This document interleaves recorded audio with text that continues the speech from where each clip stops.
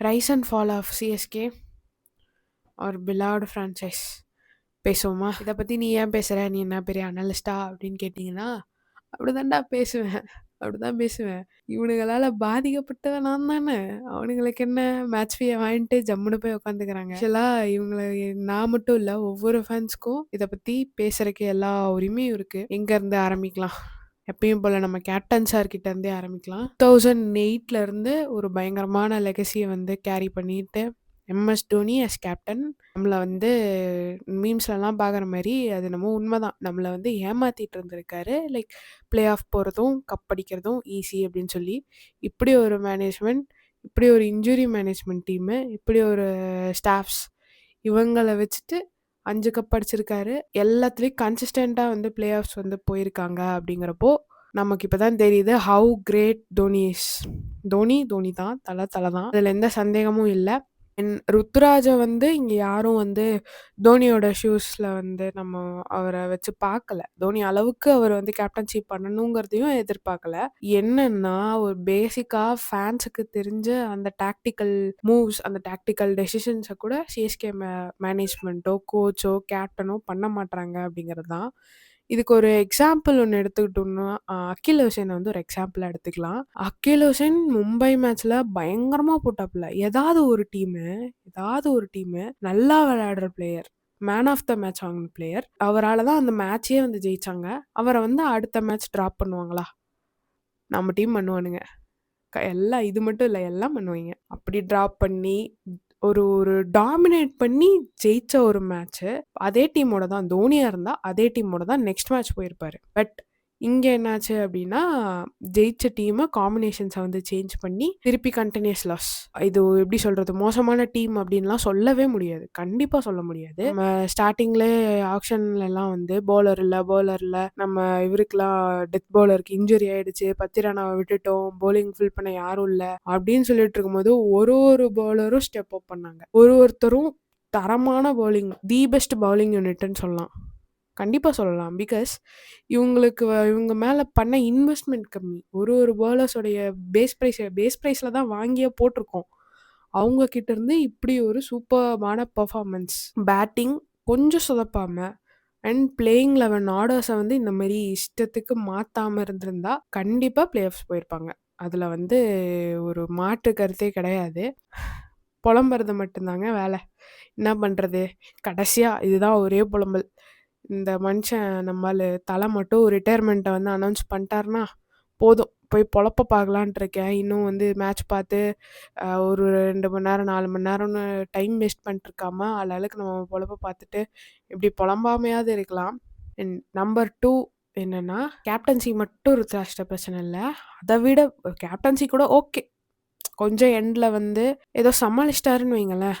அத விட முக்கியமான பிரச்சனை ஒண்ணு என்னன்னா, அவருடைய பேட்டிங் ஃபார்ம்.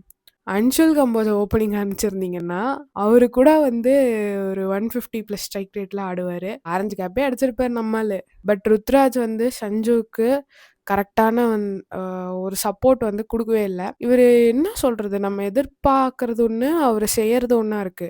லாஸ்ட் சீசன்ல பார்த்தீங்கன்னா, ஓப்பனிங் வரவே மாட்டேன்னு அடம் புடிச்சுட்டு ஒன் டவுன்ல ஆடிட்டு இருந்தாப்ல. இந்த சீசன்ல பார்த்தீங்கன்னா, ஓப்பனிங்க்கு வந்து இன்னும் ஒரு அக்ரெசிவ் பேட்ஸ்மேன் தேவை அப்படிங்கிறப்போ, இவரு நெனச்சிருந்தா ஒன் டவுன் வந்திருக்கலாம். பட் அத பண்ணாம ஓப்பனிங்கே வந்து கன்டின்யூ பண்ணாரு. நமக்கு அது வேணும்னு கேட்டா வேற தருவாரு. இது வேணும்னு கேட்டா இன்னொன்னு பண்ணுவாரு.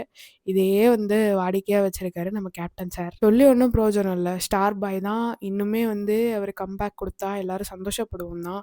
பட் என்ன பண்றது? இன்டென்ட் இல்லாம ஆடுறாப்லயே. Strike rate 121. அதுதான் வந்து ஐபிஎல்லே குறைஞ்சபட்ச ஸ்ட்ரைக் ரேட். அதுவும் ஓப்பனர்ஸ்ல இவ்ளோ கம்மியா யாரும் ஆடல. நம்பாளு ருத்து வந்து ஆடியிருக்காப்ல. டிசியோட ஒரு மேட்ச் 5ஆம் தேதி ஆடின மேட்ச்ல 13 பாலுக்கு 6 ரன். ஸ்ட்ரைக் ரேட் பார்த்தீங்கன்னா 46. அவருக்கு என்னதான் பிரச்சனை? அடிக்க வராமல்லாம் இல்ல. பிகாஸ் அந்த ஜிடி மேட்ச்லயே பார்த்தீங்கன்னா, ஸ்டார்ட்டிங்ல 4, 6ன்னு அடிச்சிட்டுருப்பாப்ல. ஸோ அடிக்க வராமல்லாம் இல்ல. அவர்ட்ட இன்டென்ட் வந்து கம்மி.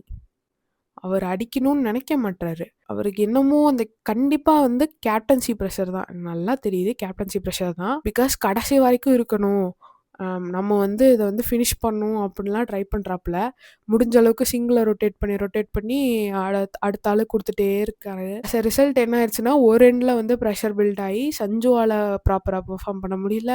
நம்ம ஆயுஷ் மாத்திரை எதையும் பார்க்காம காட்டுன்னு காட்டிட்டு இருந்தாப்புல. இன்ஜூரி ஆயிடுச்சு. இப்படி இன்ஜூரி ஆனப்போ கூட அந்த இன்ஜூரி மேனேஜ்மெண்ட் என்ன பண்ணானுங்க, கூட்டு போய் உட்கார வச்சிருக்கலாம். அது இல்லாம அவர திருப்பி சிங்கிளோட விட்டு, அது வந்து இன்னும் காம்ப்ளிகேட் ஆயி, புலம்பி என்னங்க பண்றது? புலம்பிட்டு மட்டும் தான் இருக்கேன். என்னத்த சொல்ல, என்னத்த சொல்ல? இது வந்து நான் மேனேஜ்மெண்ட் மேலேயும் தான் தப்பு சொல்லுவேன். இப்போ ஒரு கேப்டன் வந்து ப்ரெஷரா ஃபீல் பண்றாரு, அவருடைய பெர்ஃபார்மன்ஸ் வரல அப்படின்னா, அவர்ட்ட பேசி கேப்டன மாத்துறது தான் நல்லது. பிகாஸ் ஜடேஜாக்கு அவங்க அப்ப தானே பண்ணாங்க. ஜடேஜாவ விட ருத்துராஜ் வந்து கோச்சுக்க போறாப்ல. அண்ட் அடுத்து ஆக்ஷன் ஸ்ட்ராட்டஜி. ரொம்ப மோசமான ஆக்ஷன் குடுத்தது நம்ம டீம் தான். செகண்ட் ஹையஸ்ட் பர்ஸ் அமௌண்ட்டோட உள்ள போறானுங்க. பிளேயர்ஸ் வந்து கம்மியா தான் இருந்தாங்க. பிளேயர் அவைலபிலிட்டி கம்மியா தான் இருந்துச்சு. டார்கெட் 2 பிளேயர் தான். ஒண்ணு வந்து நல்ல ஹித்தட்டிக் பவுலர் ஒருத்தரு. இன்னொன்னு நல்ல ஃபினிஷர். தோனிய ரீப்ளேஸ் பண்ற மாரி ஒரு பயங்கரமான ஃபினிஷர். அதையும் பண்ணல. ஸ்ட்ரெய்ட்டாவே இந்த ஸ்ட்ராட்டஜிலாம் ஒண்ணும் இல்ல. 2 பேர் முடிவு பண்ணியாச்சு.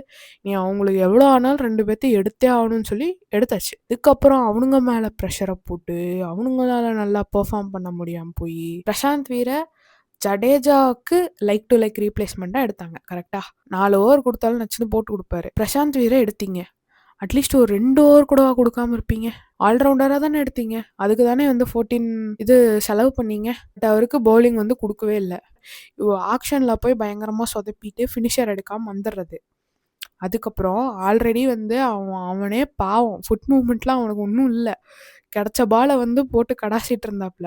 நம்ம பார்த்தோம்னா லாஸ்ட் சீசன் அதுக்கு முன்னாடி சீசன்லாம் வந்து ஸ்பின்னரே எடுத்துட்டு வராம இருந்தானுங்க தூபே வந்து கிரீஸ்ல இருக்கும்போது. அந்த அளவுக்கு வந்து ஆப்போனன்ட்ஸ்க்கு வந்து ஃபியர் இருக்கு அப்படிங்கிறப்போ, அவருடைய ஸ்ட்ரென்த் எங்கேயோ, அவருடைய ஏரியா எங்கேயோ அங்க தான் வந்து தூபேவே யூஸ் பண்ணியிருக்கணும். அத விட்டுட்டு ஸ்பின் ஆட தெரிஞ்சவன யார்க்கரே ஆட தெரியாதவன கொண்டு போய் ஃபினிஷர் ரோல் பண்ண விடுறது. இப்போ கார்த்திக் சர்மா வந்து உள்ள வந்து அப்படியே வச்சு திணிக்கிறாங்க டீமுக்குள்ள. கார்த்திக் சர்மா, பிரசாந்த் வீர் எனக்கு புடிக்காது அப்படின்லாம் இல்ல.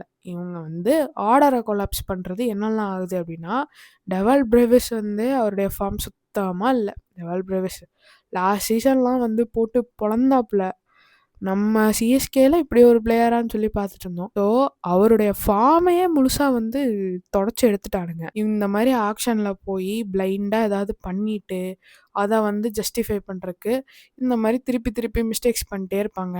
அண்ட் கோச்சு, கேப்டன், பிளேயர்ஸ் எல்லாம் தப்பே சொல்ல முடியாது. கோச்சு, மேனேஜ்மெண்ட், கடைசியா தான் கேப்டன். இவங்க 3 பேத்த மட்டும் தப்பு சொல்ல முடியாது. இன்னொரு கும்பலே இருக்கு. சிஎஸ்கேவை பிளைண்டா டிஃபெண்ட் பண்ற ஃபேன்ஸ். சில ஃபேன்ஸ்லாம் போடுறாங்க லைக் 5 கப் இருக்குல்ல, எதுக்கு நாங்க கப் அடிக்கணும்? அப்ப ஏன்டா வருஷம் வருஷம் வரீங்க? எதுக்கு கலந்துக்கிறீங்க? சும்மா இருக்க வேண்டியதானே? இன்னொரு பெரிய ஸ்கேம். தோனிய வச்சு ஒரு ஸ்கேம் பண்றாங்க பாருங்க. எப்பப்பப்பா! மென்டல் பீஸோட அப்படி விளையாடுறானுங்க உச்சகட்டத்துல. அங்க ஒரு ஃபேன்ஸும் வந்து ஓகே தோனியோட கடைசி மேட்ச் இது, கடைசி மேட்ச் அது அப்படின்னு சொல்லி இன்னைக்கு வருவாரு, நாளைக்கு வருவாரு, நாளான்னைக்கு வருவாருன்னு சொல்லி டிக்கெட் வாங்கி நல்லா கல்லா கட்டிருச்சு. அவருக்கு 45 வயசாச்சு. அதுல வந்து லாஸ்ட் இயர் பார்த்தீங்கன்னா, ஃபினிஷர் ரோல்ல சூப்பரா பண்ணாரு. இப்போ அந்த மொத்த பர்டனையும் வந்து திருப்பி அவர் மேல போடுவாங்க. அவர் மேலயே டிபெண்ட் ஆயிருப்பாங்க. வேற ஃபினிஷர் எடுக்க மாட்டாங்க. யாரையும் வந்து க்ரூம் பண்ண மாட்டாங்க. இதே தான் நடக்கும். பெட்டர் சொல்ல கஷ்டமா தான் இருக்கு. பட் இருந்தாலும் அவரு ரிட்டயர்மெண்ட் அனௌன்ஸ் பண்றது தான் பெஸ்ட்டு. அப்பதான் வந்து நான் சும்மா அந்த ஐபிஎல் அது இதுன்னு பார்க்காம என் பொழப்ப போய் பார்க்க முடியும். அண்ட் சில ட்ரேட் டாக்ஸ் வர போகுது. துபே வந்து குடுத்துட்றாங்களாம். பாண்டியா வந்து மும்பைட்டு ட்ரேட் பண்ண போறாங்களாம். என்னடா டேய்! அவன் வந்தா உடனே கேப்டன்சி கேட்பான். நீ பாண்டியாட்ட கேப்டன்சி குடுக்குறதுக்கு ருத்து எவ்வளவோ பரவால்ல. அவ்வளோதான். அது நல்ல டீமு. அவனுங்களே வந்து பாய போட்டு படுத்துருக்கானுங்க. பாயிண்ட்ஸ் டேபிள்ல கீழ படுத்துருக்கானுங்க. நாங்க வந்து அப்படியே பயங்கர கோச்சு. நாங்க வந்து ஒரு இன்டர்நேஷனல் கோச்சு. மத்த லீக்ஸ்லலாம் வந்து நாங்க அப்படியே போறோம். போயிட்டு வருஷம் வருஷம் வந்து எம்எல்சியா என்ன என்ன அது லீகு? அதுலலாம் வந்து நாங்க என்ன பண்றோம்னா, பிளே ஆஃப்ஸ் வருஷம் வருஷம் போறோம். அது 6 டீம்ல 4வது டீமா போயிட்டு, அங்க எலிமினேட் வேற ஆயிட்டு வந்துடுறது. ஏதோ கப் அடிச்ச மாரி பேசுறது. சிம்பிளா ஒன் வேர்ட்ல சொல்லணும்னா, CSK without Dhoni is nothing. அவ்வளோதான். இவனுங்க பண்ண ஒரே ஒரு நல்ல விஷயம் 2008ல ஃபுல் ஃப்ளெஷ்டா எவ்வளோ காசுனாலும் பரவாயில்லன்னு காசை இறைச்சு தோனிய எடுத்தது தான் ஒரே ஒரு நல்ல விஷயம். அதனால தான் வந்து சிஎஸ்கே இன்னைக்கு சிஎஸ்கேவா இருக்கு.